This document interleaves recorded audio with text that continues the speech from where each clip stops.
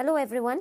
Today we'll be discussing on the topic classification of disability, particularly focusing on behavioral disorders, adjustment problems, emotional problems, and personality disorders. To start with, we will introduce the topic. Disability, as we know, is an umbrella term covering impairments, activity limitations, and participation restrictions. An impairment is a problem in a body, function, or structure.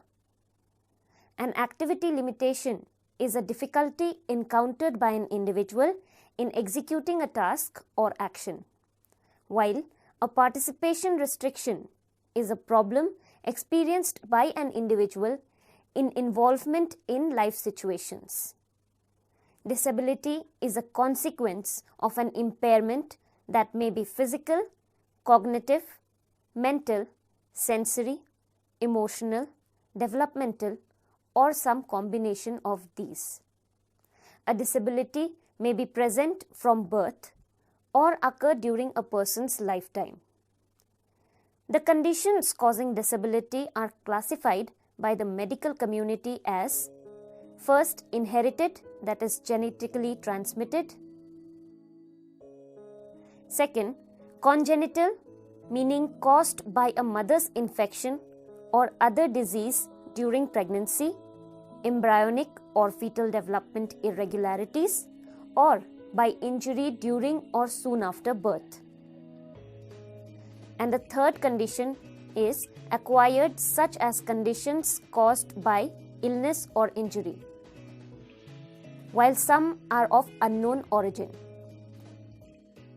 On the basis of the above mentioned conditions, disabilities can be classified into the following types: physical disability, sensory disability, vision impairment, hearing impairment, olfactory and gustatory impairment, somatosensory impairment, balance disorder, intellectual disability, mental or emotional disabilities, pervasive developmental disorders, developmental disability, non-visible disabilities, behavioral disorders, adjustment problems, personality disorders, etc.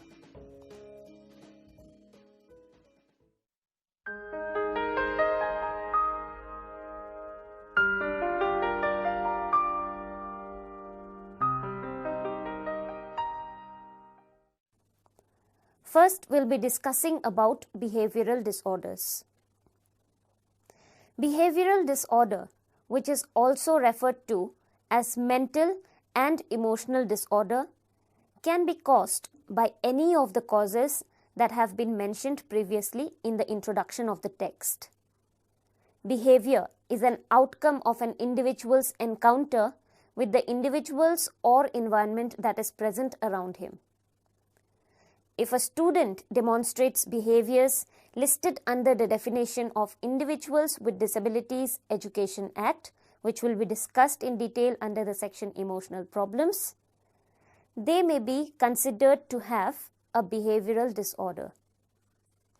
A psychologist or behavior specialist is most likely to be able to provide an appropriate diagnosis for an individual based on observations, checklists, and behavior documentation. Characteristics which identify an individual as having a behavior disorders are demonstrated in a variety of settings, with little consideration or understanding of social or cultural rules. An individual or child with behavioral disorders may display the following academic characteristics. He may disrupt in classroom activities. He may be impulsive. He might be inattentive or distractible. He might be preoccupied. The child does not follow or appear to care about classroom rules. He has poor concentration. There is a resistance to change and transitions in routines. Often speaks out with irrelevant information or without regard to turn-taking rules. He demonstrates aggressive behavior. He intimidates and bullies other students. He is regularly absent from school. He consistently blames others for their dishonesty, and he has a very low self-esteem as well. He has a difficulty working in groups. He demonstrates self-injurious behavior. He cannot apply social rules related to other personal space and belongings. He often manipulates the situations.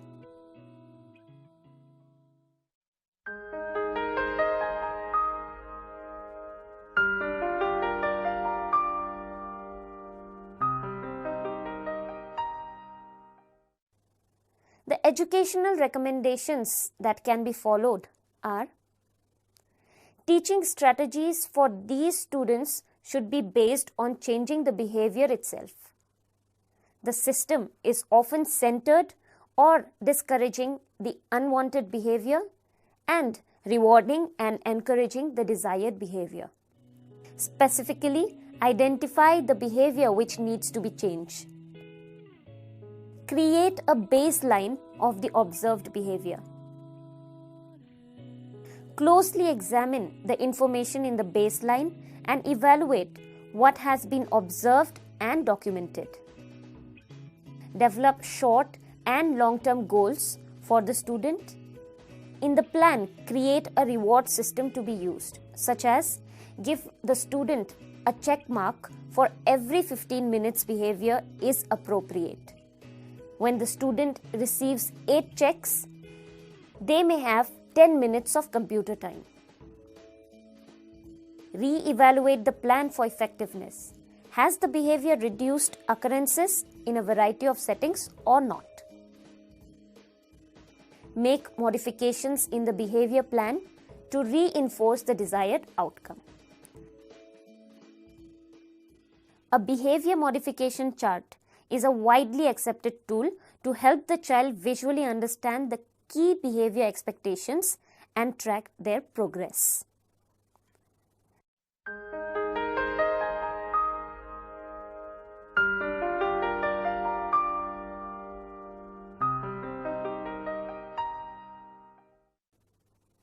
Next, we'll be discussing about the adjustment problems. An adjustment disorder or adjustment problem is also referred to as exogenous, reactive, or situational depression. It is a disorder that occurs when an individual is unable to adjust or to cope with a particular stressor, like a major life event. Since people with this disorder normally have symptoms that depressed people do, such as general loss of interest, feelings of hopelessness and crying, this disorder is sometimes referred to as situational depression. Unlike major depression, the disorder is caused by an outside stressor and generally resolves once the individual is able to adapt to that situation. Common characteristics of adjustment disorder includes mild depressive symptoms, anxiety symptoms, and traumatic stress symptoms, or a combination of the three. There are 9 types of adjustment disorders listed in the Diagnostic of Statistical Manual for Mental Disorders. According to the Diagnostic Manual of Mental Disorders in the 4th edition, there are 6 types of adjustment disorders, which are characterized by the following predominant symptoms, ranging from depressed mood, anxiety, mixed depression and anxiety, disturbance of conduct, mixed disturbance of emotions and conduct, and unspecified. However, the criteria for these symptoms are not specified in greater detail. Adjustment disorder may be acute or chronic depending on whether it lasts more or less than 6 months. According to the DSM 4th edition, if the adjustment disorder lasts less than 6 months, then it may be considered acute. If it lasts more than 6 months, it may be considered as chronic. Moreover, the symptoms cannot last longer than 6 months after the stressor or stressors or its consequences have been terminated. Diagnosis of adjustment disorder is quite common. There is an estimated incidence of 5 to 21% among psychiatric consultation services for adults. Adult women are diagnosed twice as often as adult men.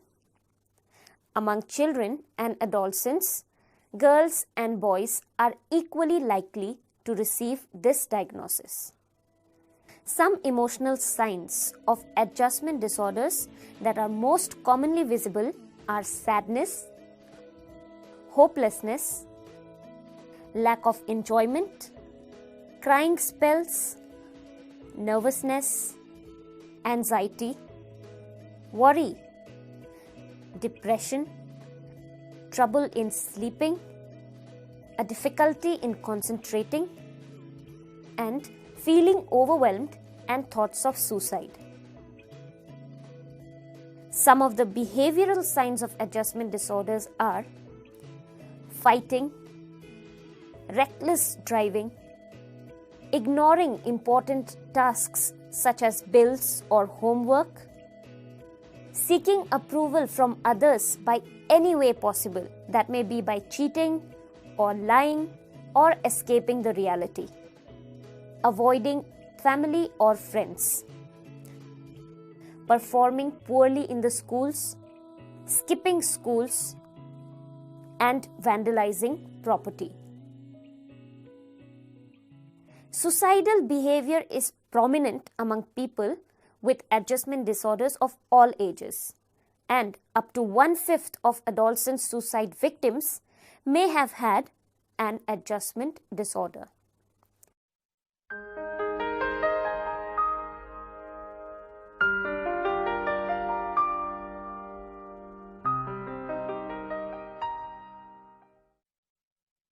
The recommended treatment for adjustment disorder is psychotherapy. The goal of psychotherapy is symptom relief and behavior change. Anxiety may be presented as a signal from the body that something in the patient's life needs to change. Treatment allows the patient to put his or her distress or rage into words rather than into destructive actions. Individual therapy can help a person gain the support they need, identify abnormal responses, and maximize the use of individuals' strengths. Counseling, psychotherapy, crisis intervention, family therapy, behavioral therapy, and self-help group treatment are often used to encourage the verbalization of fears, anxiety, rage, helplessness, and hopelessness. Sometimes small doses of antidepressants and anxiolytics are used in addition to other forms of treatment. In addition to professional help, parents and caregivers can help their children with their difficulty, adjusting by offering encouragement to talk about his or her emotions, offering support and understanding, reassuring the child that their reactions are normal, involving the child's teachers to check on their progress in school, letting the child make simple decisions at home such as what to eat for dinner or what show to watch on the television, having the child engage in a hobby or activity that they enjoy.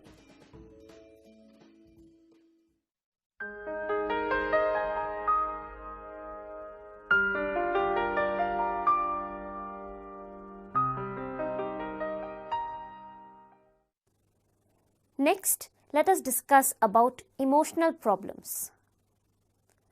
An emotional problem is associated to the mental disorder or mental illness. Mental disorder or mental illness is a psychological, behavioral, or emotional pattern generally associated with subjective distress or disability that occurs in an individual and perceived by the majority of society as being outside of normal development or cultural expectations. The recognition and understanding of mental health conditions has changed over time and across cultures, and there are still variations in the definition, assessment, and classification of mental disorders, although standard guideline criteria are widely accepted. Many terms are used to describe emotional, behavioral, or mental disorders. Currently, students with such disorders are categorized as having an emotional disturbance, which is defined under the Individuals with Disabilities Education Act as follows: a condition exhibiting one or more of the following characteristics over a long period of time and to a marked degree that adversely affects the child's educational performances. The factors are an inability to learn that cannot be explained by intellectual, sensory, or health factors, an inability to build or maintain satisfactory interpersonal relationships with peers and their teachers, inappropriate types of behaviors or feelings under normal circumstances as well, a general pervasive mood of unhappiness or depression, a tendency to develop physical symptoms of fears associated with personal or school factors. As defined by the Individuals with Disability Education Act, emotional disturbance includes schizophrenia but does not apply to children who are socially maladjusted unless it is determined that they have an emotional disturbance.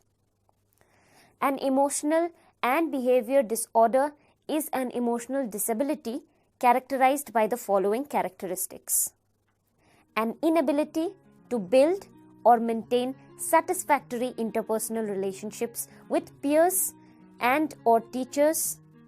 For preschool age children, this would include other care providers as well. An inability to learn which cannot be adequately explained by intellectual, sensory, or health factors again.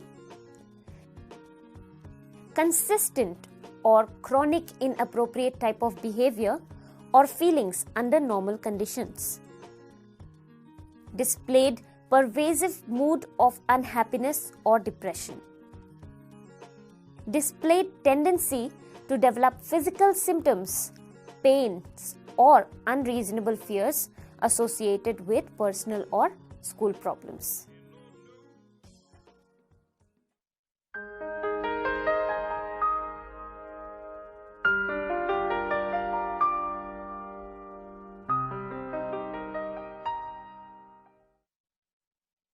Next, we'll be discussing on the personality disorders existing among the group. Personality refers to characteristic traits, coping styles, and way of thinking and behaving or interacting in the social environment. These traits emerge during childhood and crystallize into established patterns by the end of adolescence or early adulthood. These patterns are traits and behavior that are unique to each and every individual. Personality disorders have been defined as an enduring pattern of inner experience and behavior that deviates markedly from the expectations of the individual's culture, is pervasive and inflexible, has an onset in adolescence or early adulthood, is stable over time, and leads to distress or impairment. In the book on Diagnostic and Statistical Manual of Mental Disorders published by the American Psychiatric Association, personality, defined psychologically, is the set of enduring behavioral and mental traits that distinguish human beings. Hence, personality disorders are defined by experiences and behaviors that differ from societal norms and expectations. Those diagnosed with personality disorders may experience difficulties in cognition, emotiveness, interpersonal functioning, or control of impulses. In general, personality disorders are diagnosed in 40 to 60% of psychiatric patients, making them the most frequent of all psychiatric diagnoses.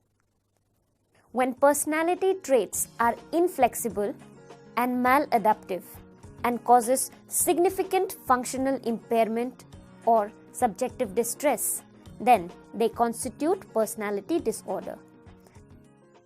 This type of disorder affects almost all that a person is in contact with, be it his employment, his relationships, and even where one lives. However, the distress may not be very personal, as it is others who feel it.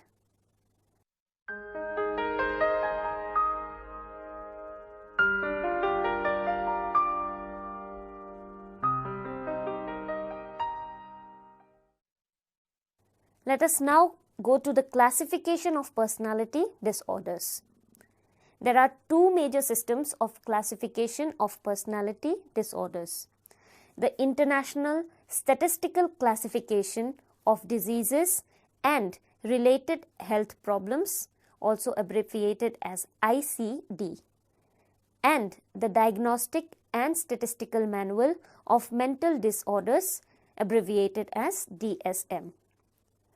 Both the systems have deliberately merged their diagnosis to some extent, but some differences remain. For example, ICD-10 does not include narcissistic personality disorder as a distinct category, while DSM-5 does not include enduring personality change after catastrophic experience or after psychiatric illness.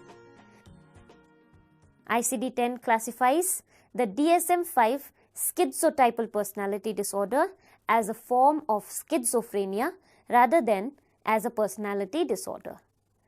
There are accepted diagnostic issues and controversies with regard to distinguishing particular personality disorders categories from each other. First, let us discuss about the classification of International Statistical Classification of Diseases and Related Health Problems, ICD. It is related to the World Health Organization. The ICD-10 section on mental and behavior disorders includes categories of personality disorders and enduring personality changes. They are defined as ingrained patterns indicated by inflexible and disabling responses that significantly differ from how the average person in the culture perceives, thinks, and feels, particularly in relating to others. The specific personality disorders are paranoid, schizoid, dissocial, and emotionally unstable, that is also called borderline type and impulsive type, histrionic, anancastic, anxious, that is avoidant, and dependent. There is also an others category involving conditions characterized as eccentric, helpless, immature, narcissistic, passive-aggressive, or psychoneurotic.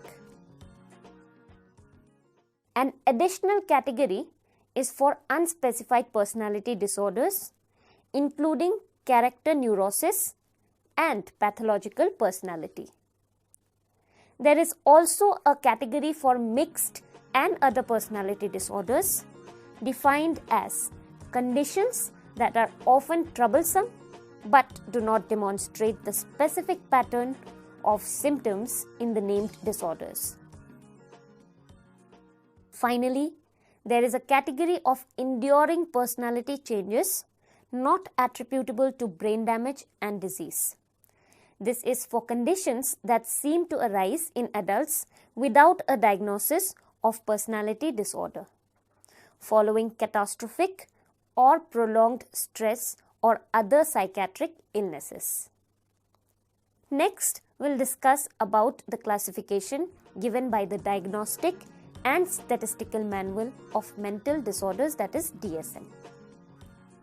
The Diagnostic and Statistical Manual of Mental Disorders, currently the 5th edition, lists 10 personality disorders grouped into 3 clusters. The 5th edition of DSM also contains 3 diagnoses for personality patterns that do not match these 10 disorders, but nevertheless exhibit characteristics of a personality disorders. The clusters are: Cluster A, it consists of odd disorders.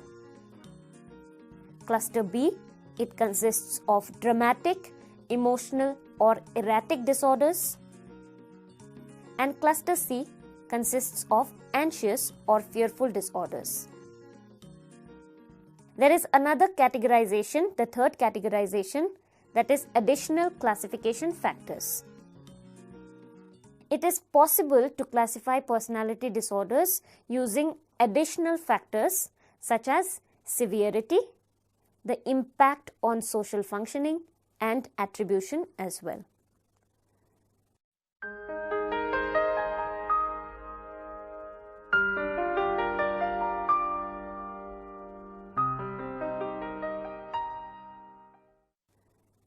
Let us now conclude the topic by saying that disability is not a disease in itself. It consists of such traits, factors, or conditions that deviate an individual from his normal functioning. However, they can be identified and rectified with the help of experts and the love, care, and affection from family and peer group. Thank you.